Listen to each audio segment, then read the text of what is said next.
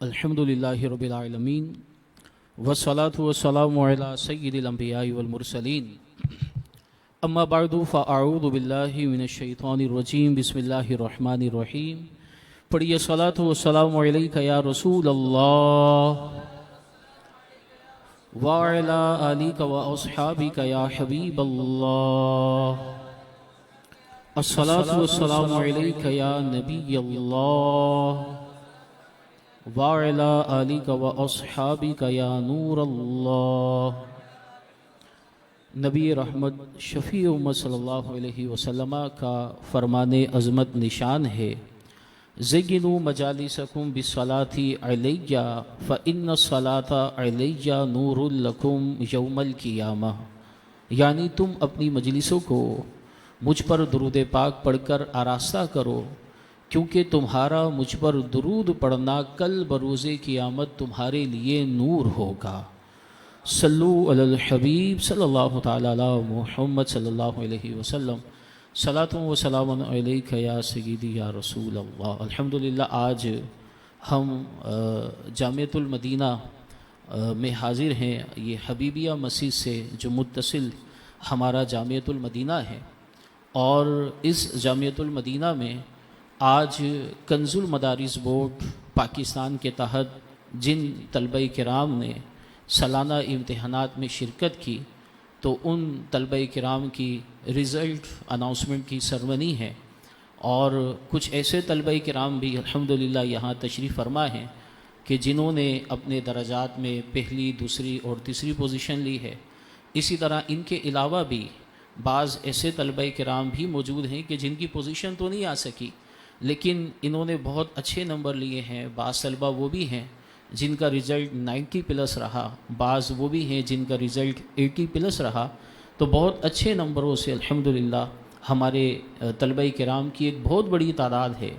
कि जिसने सालाना इम्तिहानात में शिरकत की, और अल्लाह करीम के करम से इम्तिहानात में कामयाबी हासिल की। आपको सुनकर खुशी होगी और इंशाअल्लाहुल अज़ीज़ आपका हौसला भी बढ़ेगा। आपका जो जामियतुल मदीना है, तो गुज़िश्ता साल यहाँ दर्जा ऊला से दर्जा राबिया तक दराजात थे, यानी 4 दराजात थे। दरस निज़ामी का जो पहला दर्जा होता है, इसे दर्जा ऊला भी कहा जाता है, और फर्स्ट ईयर जो क्लास है ये भी कहा जाता है। तो हमारे यहाँ 4 क्लासेस थीं, दर्जा ऊला, सानिया, सालसा और राबिया, यानी फ़र्स्ट ईयर से लेकर 4th ईयर तक के दराजात थे। और इन तलबा किराम ने जब सालाना इम्तिहानात में शिरकत की, तो इन्होंने भी शिरकत की, और कराची सिटी में तकरीबन 8000 के करीब तलबा किराम मुख्तलिफ़ शाखों में मुख्तलिफ़ कैंपस में पढ़ते थे, उन्होंने भी शिरकत की। और ओवरऑल जामियतुल मदीना से तकरीबन 1.5 लाख तलबा किराम ने सालाना इम्तिहानात में शिरकत की, और तकरीबन 786 इम्तिहानी सेंटर्स आप तलबा किराम के लिए पाकिस्तान के मुख्तलिफ़ इलाक़ों में बनाए गए थे, और आप उनके अंदर तशरीफ़ ले गए और आपने वहाँ जाकर पेपर दिए। अल्हम्दुलिल्लाह, अल्लाह तबारक व तआला का करम और मुर्शिद करीम की नज़र इनायत से जब 26 रमज़ानुल मुबारक को कंजुल मदारिस बोर्ड ने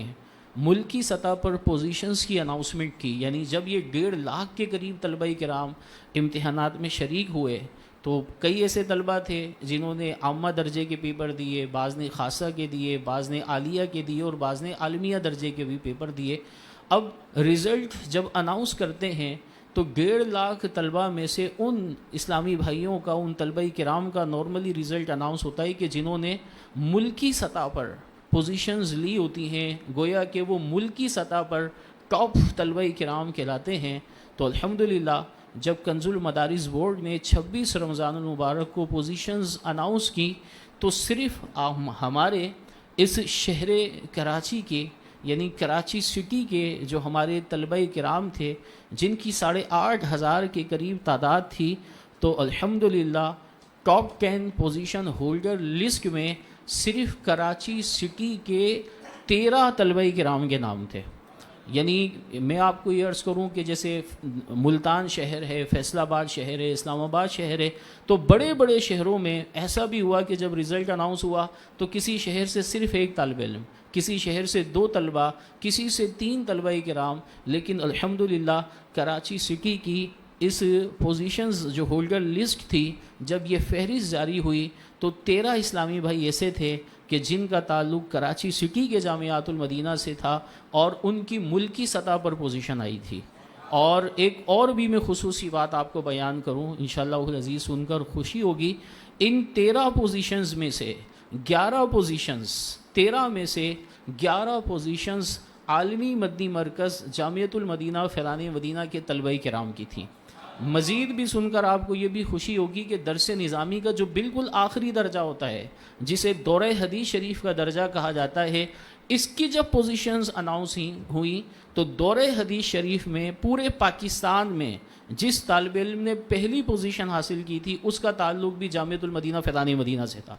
جس نے دوسری پوزیشن حاصل کی اس کا تعلق بھی عالمی مدنی مرکز جامعۃ المدینہ فیضان مدینہ سے تھا، جس نے تیسری پوزیشن حاصل کی تو اس کا تعلق بھی عالمی مدنی مرکز فیضان مدینہ سے تھا۔ باقاعدہ مجھے کئی ذمہ داران کے واٹس ایپ بھی آئے کہ بھائی ہمارے لیے تو کچھ چھوڑ دیتے، آپ کے جو طلبہ کرام ہیں دورہ حدیث شریف کے پہلی پوزیشن بھی لے گئے، یعنی دورہ حدیث شریف کے جو درجات تھے تو پچھلے سال الحمدللہ 16 سے زائد مقامات پر دورہ حدیث شریف کے درجات تھے، اور اس وقت 20 سے زائد مقامات پر الحمدللہ دورہ حدیث شریف کے درجات ہیں۔ آپ کو سن کر خوشی ہوگی، صرف اسی شہر میں، جس شہر میں ہم موجود ہیں، تو الحمدللہ یہاں دورہ حدیث شریف کے 6 درجات موجود ہیں، یعنی 6 مقامات ہیں جہاں پر دورہ حدیث شریف کے درجات لگتے ہیں۔ آج سے چند سالوں تک صرف، یعنی اگر ہم دنیائے دعوت اسلامی میں دیکھیں تو صرف ایک ہی ادارہ تھا جامعۃ المدینہ فیضان مدینہ، صرف یہاں دورہ حدیث شریف ہوا کرتا تھا پورے پاکستان سے۔ ایون یہ کہ پاکستان سے باہر بھی کسی نے اگر آ کر یہاں دورہ حدیث شریف کرنا ہوتا تھا تو اسے کہا جاتا تھا کہ صرف پورے پاکستان میں ایک ہی جگہ ہے اور وہ دعوت اسلامی کا عالمی مدنی مرکز فیضان مدینہ ہے، آپ نے یہاں آنا ہوگا اور یہاں آ کر دورہ حدیث شریف کرنا ہوگا۔ لیکن الحمدللہ آج صرف اسی شہر میں، اسی کراچی سٹی میں دورہ حدیث شریف کے 6 درجات موجود ہیں، اور 500 سے زائد اسلامی بھائیوں کی تعداد ہے، 500 سے زیادہ طلبہ کرام ان 6 دورہ حدیث شریف کے درجات میں پڑھ رہے ہیں۔ تو الحمدللہ یہ ایک بڑی زبردست قسم کی پوزیشن تھی اور ایک زبردست قسم کی خوشخبری تھی کہ 13 پوزیشنز الحمدللہ ہمارے اس شہر کراچی کی تھیں۔ اس کے ساتھ ساتھ آپ طلبہ کرام بھی سالانہ امتحانات میں عالمی مدنی مرکز فیضان مدینہ میں تشریف لائے تھے، آپ کا سینٹر بھی وہاں پڑا تھا، آپ نے بھی وہاں امتحانات میں شرکت کی تھی، اور آج چونکہ ہم یہاں موجود ہیں تو آپ میں سے جن اسلامی بھائیوں کی طلبہ کرام کی پوزیشنز آئی ہیں ان کی بھی آج حوصلہ افزائی کا سلسلہ ہے۔ رب کریم کی بارگاہ میں دعا ہے اللہ کریم آپ طلبہ کرام کو، آپ کے اساتذہ کرام کو جو سرپرست اور ہمارے ذمہ داران یہاں تشریف فرما ہیں، اللہ کریم سب کو برکت عطا فرمائے، اور علم نافع اللہ کریم ہمیں عطا فرمائے، اور علم غیر نافع سے رب کریم ہمیں بچائے۔ یہ یاد رکھیے گا، آج جو ہم یہاں موجود ہیں تو الحمدللہ آپ کے اس ادارے کا تعلق شہر کراچی کے ان اداروں میں ہوتا ہے کہ جہاں الحمدللہ آپ کو بہت زیادہ سہولتیں حاصل ہیں۔ یہاں آج آپ بیٹھتے ہیں، پڑھتے ہیں تو درجات میں آپ کے سامنے کرسی بھی ہے، کیبل بھی ہے، اسی طرح اے سی بھی موجود ہے، ٹھنڈی ہوا بھی ہے، بہترین اور زبردست قسم کے اساتذہ کرام بھی ہیں۔ زمانے ماضی میں، یعنی اگر ہم دیکھیں چونکہ وقت بھی بہت زیادہ ہو چکا ہے، زمانے ماضی میں جو علماء اسلام تھے جب علم دین حاصل کرنے کے لیے اپنے گھروں سے نکلتے تھے تو بعض اوقات علم دین کی راہ میں کتنی تکلیفیں برداشت کیا کرتے تھے۔ حضرت علامہ بکی بن مخلد رحمۃ اللہ تعالی علیہ، انہیں محدث قرطبہ بھی کہا جاتا ہے، 201 سنہ ہجری میں ان کی ولادت ہوئی ہے، اور یہ اندلس کے شہر قرطبہ میں پیدا ہوئے تھے، اور جب یہ بڑے ہوئے تو ان کا علم دین حاصل کرنے کا ذہن بنا، اور یہ جو دوسری سنہ ہجری ہے 241 سنہ ہجری میں امام احمد ابن حنبل کا وصال ہوا، اور یہ پیدا ہوئے تھے 201 سنہ ہجری میں۔ تو جب یہ 18-20 سال کی عمر کو پہنچے، سیر اعلام نبلا 13ویں جلد میں ان کا واقعہ بڑی تفصیل سے لکھا ہوا ہے کہ یہ جب 18-20 سال کی عمر کو پہنچے تو ان کا ذہن بنا کہ امام احمد ابن حنبل رحمۃ اللہ تعالی علیہ سے جا کر پڑھنا چاہیے۔ معلومات کی تو پتہ چلا کہ حضرت تو قرطبہ میں موجود ہیں، اندلس میں موجود ہیں جو موجودہ اسپین ہے، لیکن امام احمد ابن حنبل بغداد میں موجود ہیں۔ اور جب بغداد میں موجود ہیں تو جب معلومات کی اور سفر کا اندازہ لگایا تو پتہ یہ چلا کہ اسپین سے اندلس سے نکلنا پڑے گا، سمندر کو عبور کرنا پڑے گا، افریقہ پہنچنا پڑے گا، پھر افریقہ پہنچنے کے بعد دوبارہ سفر کا آغاز کرنا ہوگا اور پھر وہاں سے بغداد پہنچنا ہوگا، اور اگر یہ سفر کیا جائے گا تو کم از کم 2 سال لگیں گے، کم از کم 2 سال سفر کی حالت میں گزارنے ہوں گے۔ پھر اس کے بعد جا کر یہ امام احمد ابن حنبل رحمۃ اللہ تعالیٰ علیہ کے پاس یہ بغداد میں پہنچیں گے۔ تو حضرت علامہ بقی بن مخلد رحمۃ اللہ تعالیٰ علیہ اپنے گھر سے نکلتے ہیں، 2 سال مسلسل سفر میں گزارتے ہیں، اور مسلسل سفر میں گزارنے کے بعد پھر یہ بغداد پہنچتے ہیں۔ جب یہ شہر بغداد پہنچتے ہیں اور امام احمد ابن حنبل رحمۃ اللہ تعالیٰ علیہ کے بارے میں معلوم کرتے ہیں تو لوگ یہ بتاتے ہیں کہ امام احمد ابن حنبل رحمۃ اللہ تعالیٰ علیہ کے بارے میں حکم یہ دیا گیا ہے کہ انہیں ان کے گھر میں نظر بند کر دیا گیا ہے، اور یہ بغداد کی جامع مسجد میں جو درس حدیث دیا کرتے تھے تو ان کے درس حدیث دینے پر ابھی پابندی لگا دی گئی ہے، جو بادشاہ ہے اس نے منع کر دیا ہے، اور یہ اپنے گھر ہی میں رہتے ہیں۔ اب اندازہ لگائیے کہ وہ شخص کہ جو 2 سال مسلسل سفر کرنے کے بعد جس استاذ سے پڑھنے کے لیے پہنچا ہو، استاذ بھی موجود ہو، اسی طرح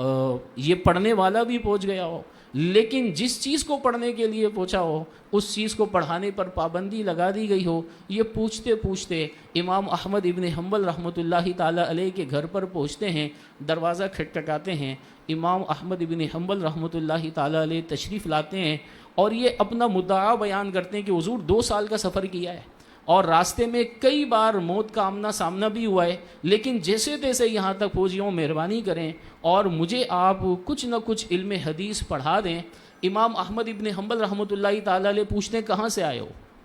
عرض کرتے ہیں بہت دور سے آیا ہوں۔ فرمایا کہ بہت دور سے آئے ہو تو زیادہ سے زیادہ افریقہ سے آ گئے ہوگے، افریقہ سے زیادہ تو دور سے لوگ نہیں آتے۔ فرمایا اتنی دور سے آیا ہوں کہ افریقہ تک پہنچنے کے لیے ایک سمندر کو عبور کرنا پڑتا ہے، اس سمندر کو عبور کر کے پہلے افریقہ پہنچا ہوں اور پھر افریقہ پہنچ کر آپ کی بارگاہ میں بغداد میں حاضر ہوا ہوں۔ فرمایا کہ اس وقت جو بادشاہ ہے تو اس نے میرے درس حدیث پر پابندی لگائی ہوئی ہے، میں تو طلبہ کرام کو احادیث نہیں پڑھا رہا ہوں۔ تو عرض کی حضور کوئی صورت تو نکالی ہے، بڑی طویل گفتگو ہوئی۔ فرمایا ایک صورت ہو سکتی ہے، صورت یہ ہے کہ یہ جو محلہ ہے تو اس محلے میں شام کے وقت کچھ فقیر آیا کرتے ہیں، اور فقیر آ کر دروازوں پر صدا لگاتے ہیں کہ ہمیں کچھ کھانے کے لیے دے دیا جائے، آپ کو لوگ یہاں جانتے نہیں ہیں، تو آپ یہ کریں کہ آپ فقیروں والے کپڑے پہنا کریں، ہاتھوں میں کشکول اٹھا لیا کریں، اور ایک لکڑی یا ڈنڈا بھی آپ کے ہاتھ میں ہو،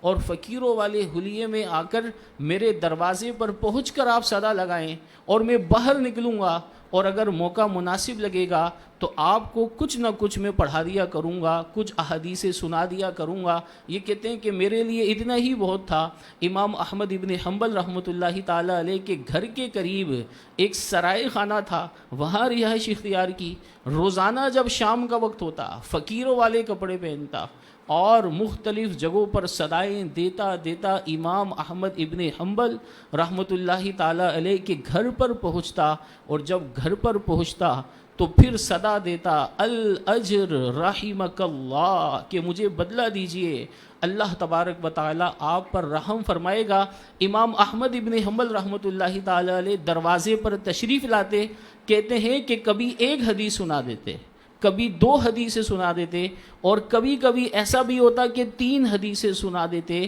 سیر اعلام نبلاء میں یہ تحریر ہے کہ 13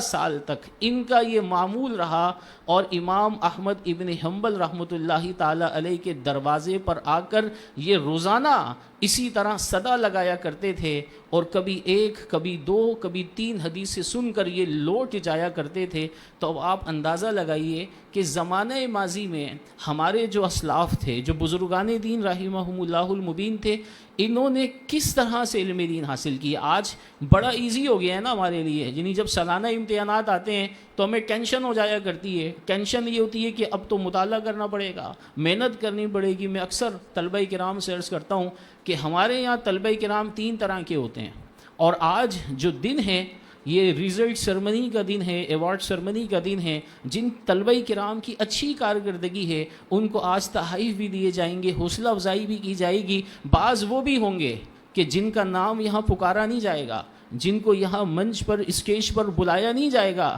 انہوں نے سوچنا یہ ہے کہ کیا ایسی وجہ بنی. سب سے پہلے تو دل چھوٹا نہیں کرنا کہ میری پوزیشن کیوں نہیں آئی, مجھے اسٹیج پر کیوں نہیں بلایا گیا, میرے ساتھ اس طرح کا معاملہ کیوں نہیں کیا گیا. دیکھیں مسئلہ یہ ہے کہ پوزیشن لینا یہ کمال نہیں ہوتا, پوزیشن کو برقرار رکھنا یہ کمال ہوا کرتا ہے. آج جو طلبہ کرام یہاں آئیں گے اور اسٹیج منچ پر آ کر یہ تحائف وصول کریں گے, ان کے لیے چیلنج کیا ہوگا؟ ان کے لیے چیلنج یہ ہوگا کہ درجہ اولا میں جس طرح آج پوزیشن آئی ہے نا, تو اتنی ہی محنت کرنی ہے اور درجہ ثانیہ میں بھی پوزیشن لینی ہے, مزید آگے درجات میں بھی بڑھنا ہے اور پوزیشن لینی ہے. ان کے لیے چیلنج مزید بڑھ جائے گا. لیکن آپ کے لیے آسانی کیا ہے؟ پچھلے سال آپ کی کوئی پوزیشن نہیں تھی, اس سال آپ زبردست قسم کی محنت کریں, اور زبردست قسم کی محنت کرنے کے بعد اپنا یہ ذہن بنائیں کہ جتنی زیادہ محنت کروں گا اتنی زیادہ علم دین میں مہارت اور پختگی حاصل ہوگی, اور جتنی علم دین میں مہارت اور پختگی حاصل ہوگی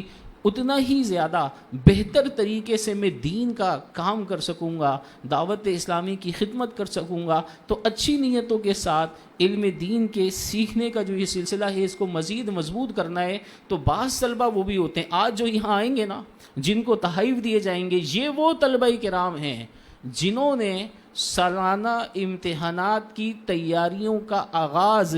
6 شوال المکرم سے ہی کر دیا تھا. 6 شوال المکرم یہ جامعۃ المدینہ کے کھلنے کا پہلا دن ہے, یعنی 6 شوال المکرم کو ہمارے جامعۃ المدینہ میں نئے تعلیمی سال کا آغاز ہوتا ہے. تو جن طلبہ کرام کی پوزیشنز آتی ہے یہ پورا سال پڑھنے والے ہوتے ہیں. ایسا نہیں ہوتا کہ امتحانات سے ایک دن پہلے یہ تیاری کرنا شروع کرتے ہیں, مطالعہ شروع کرتے ہیں اور ان کی جامعۃ المدینہ سطح پر, ملکی سطح پر پوزیشنز آ جاتی ہیں. ایسا نہیں ہوتا. اس طرح کا نارملی کوئی شارٹ کٹ نہیں ہوتا کہ آپ یہ سوچیں کہ میں امتحانات سے 2-3 دن پہلے پڑھنا شروع کروں گا اور پورے پاکستان میں پہلے نمبر پر آ جاؤں گا. ایسا نارملی نہیں ہوتا. تو یہ وہ طلبہ کرام ہوتے ہیں کہ جن کے سالانہ امتحانات کی تیاری جامعۃ المدینہ کھلنے کے پہلے دن کے ساتھ ہی ہو جاتی ہے. بعض طلبہ کرام وہ بھی ہوتے ہیں, چونکہ ہمارے پیپر شعبان المعظم میں ہوتے ہیں, تو بعض طلبہ کرام انتظار کرتے ہیں کہ رجب کا چاند نظر آئے گا اس کے بعد امتحانات کی تیاری شروع کریں گے. تو اب جب رجب کا چاند نظر آتا ہے تو امتحانات کی تیاری شروع کر دیتے ہیں. بعض وہ بھی ہوتے ہیں جو یہ کہتے ہیں کہ جب امتحانات بالکل کلوز ہو جائیں گے نا, یعنی امتحانات میں 1 ہفتہ رہ جائے گا تو پھر اس کے بعد ہم امتحانات کی تیاریوں کا آغاز کریں گے. تو بعض وہ بھی ہوتے ہیں. اسی وجہ سے آپ دیکھیں گے درجات میں آپ کے کچھ طلبہ کرام ایسے بھی ہیں جو مجاز ضمنی ہیں, کچھ طلبہ کرام ایسے بھی ہیں کہ جو بس یوں سمجھ لیں کہ کچھ نہ کچھ ہلکی پھلکی مطلب ایوریج کے ساتھ نکل گئے, 40 سے 50% ان کا رزلٹ رہا. تو گویا کہ چونکہ ہر پیپر میں 40 نمبر لینا ضروری ہوتا ہے, تو کسی پیپر میں 40 ہیں, کسی میں 45 ہیں, کسی میں 50 ہیں, تو بس ایوریج مارکس کے ساتھ یہ کامیاب ہو گئے. بعض طلبہ وہ ہوتے ہیں جو اس سے تھوڑا اوپر ہوتے ہیں, 60-70 کے درمیان ہوتے ہیں, اور بعض وہ ہوتے ہیں کہ جو بالکل ہی اوپر ہوتے ہیں, 80+, 90+ ہوتے ہیں. تو یوں آپ کو طلبہ کرام کے اندر کیٹیگریز بھی ملیں گی. میں آپ اسلامی بھائیوں سے عرض کروں گا کہ ہر گزرتے دن کو آپ اپنے لیے غنیمت جانیے. اللہ کریم نے آپ کو علم دین حاصل کرنے کا جو موقع عطا فرمایا ہے, حدیث مبارکہ کے مفاہیم اور مضامین اس کے ہمیں اس طرح کے مل جاتے ہیں کہ انسان کو جو فرصت ملی ہے تو مشغولیت سے پہلے اس فرصت کو اپنے حق میں یہ غنیمت جانیں. اسی طرح اگر صحت ملی بھی ہے تو اس صحت کو بیماری سے پہلے اپنے حق میں یہ غنیمت جانیں. تو اللہ کریم نے آج جو ہمیں پڑھنے کا موقع دیا ہوا ہے تو ہم اس کو پڑھیں اور اچھی طریقے سے اپنے وقت کو استعمال کریں. مزید آگے علمی اعتبار سے اپنے آپ کو ترقی دیں. یاد رکھیے گا بعض اوقات ذہن میں آتا ہے کہ کوئی مجھے درس نظامی میں ایسا شارٹ کٹ مل جائے کہ روزانہ بس آدھے گھنٹے پڑھ پڑھ لوں اور میں بہت زبردست مضبوط اور متباہر قسم کا عالم دین بن جاؤں، ایسا نہیں ہوتا۔ آپ کو محنت کرنی ہوگی، آپ کو مطالعہ کرنا ہوگا۔ یہ ایک شعر ہے نا، بِقَدْرِ الْقَدِّ تَكْتَسِبُ الْمَعَالِي وَمَنْ طَلَبَ الْعُلَا سَاحِرَ اللَّيَالِي، فرمایا کہ تم اپنی کوششوں سے ہی بلند مقام کو حاصل کر سکتے ہو، اور جو شخص چاہتا ہے کہ وہ بلند مقام کو حاصل کرے، فرمایا ساحر اللیالی، وہ اپنی راتوں کو جگاتا ہے، راتوں کو جاگتا ہے، محنت کرتا ہے۔ امام شافعی رحمۃ اللہ تعالی علیہ سے کسی نے پوچھا، حضرت آپ کو اتنی مہارت کیسے مل گئی، علم دین میں اتنا رسوخ آپ کو کیسے مل گیا؟ فرمایا میں نے کبھی بھی کاغذ پر اعتماد نہیں کیا۔ کاغذ پر اعتماد نہیں کیا، مراد کیا ہے؟ مراد یہ ہے، ایسا نہیں ہے کہ میں نے کتاب میں لکھا ہوا دیکھا پڑھ لیا اور بس پڑھ کر کتاب پر ہی، بلکہ میں نے کتاب میں جو پڑھا، پڑھنے کے بعد اسے اپنے حافظے میں محفوظ کیا، اور حافظے میں اس طرح سے محفوظ کر لیا کہ اگر کتاب نہ بھی ہوئی نا تو ایسا نہیں ہے کہ کتاب نہیں ہے تو مجھے کچھ آتا بھی نہیں ہے، بلکہ میں نے کاغذ کے بجائے کاغذ پر لکھی گئی چیز کو اپنے حافظے میں محفوظ کیا، اور پھر اللہ کے کرم سے اپنے حافظے پر اعتماد کیا، چیزوں کو یاد کرتا چلا گیا۔ اللہ کریم نے یہ مقام عطا فرما دیا۔ دوسرا کام کیا کیا؟ فرمایا کبھی بھی علم دین کی طلب کی خاطر سفر کرنے سے گریز نہیں کیا۔ جب بھی پتہ چلا نا کہ فلاں شخص کے پاس کوئی ایسی چیز ہے جو علم دین سے متعلق ہے، سیکھنی چاہیے اور سفر کرنا پڑے گا، تو فرمایا کبھی بھی سفر کرنے سے گریز نہیں کیا۔ فرمایا تیسری چیز، اپنے آپ کو بمنزلہ جمادات بنا لیا، اپنے آپ کو میں نے پتھر کی طرح بنا لیا۔ پتھر راستے میں پڑا ہوتا ہے نا، تو راستے میں آنے والے افراد بعض اوقات پتھر کو ٹھوکر مارتے ہوئے آگے نکل جاتے ہیں۔ پتھر کو ٹھوکر ماری جائے، پتھر کو اٹھا کر ایک جگہ سے دوسری جگہ رکھ دیا جائے، اسی طرح پتھر کو جو زمین کے نیچے دفن، پتھر کو کوئی بھی فرق نہیں پڑتا۔ تو کہا کہ میں نے اپنے آپ کو بمنزلہ جمادات کے بنا لیا کہ علم دین کی راہ میں جتنی تکالیف آئیں گی نا،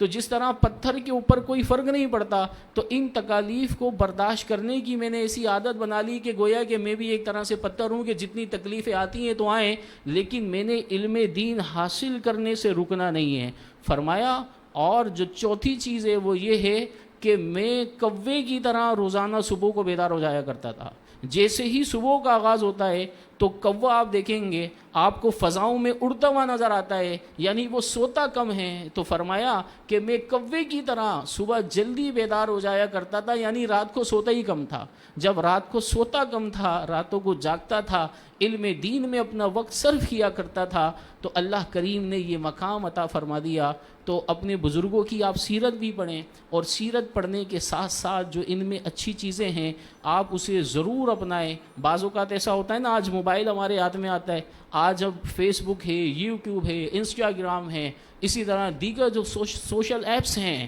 ہاتھ میں موبائل آتا ہے، پتہ ہی نہیں چلتا 3 گھنٹے کیسے گزر گئے، پتہ ہی نہیں چلتا پوری رات کیسے گزر گئی، اور پھر ٹینشن ہوتی ہے کہ جناب رات تو ہم نے یہاں موبائل کے اوپر گزار دی، تو سبق تو یاد ہی کوئی نہیں کیا، تو پھر صبح درجے میں کیا ہوگا؟ یہ یاد رکھیے گا، شیطان کا جو پہلا وار ہوتا ہے نا، درس نظامی چھوڑ جانے والے طلبہ کرام کی تفصیل اگر آپ دیکھیں گے تو درس نظامی چھوڑنے کا جو پہلا سبب بنتا ہے وہ سبق یاد نہ کرنا ہے۔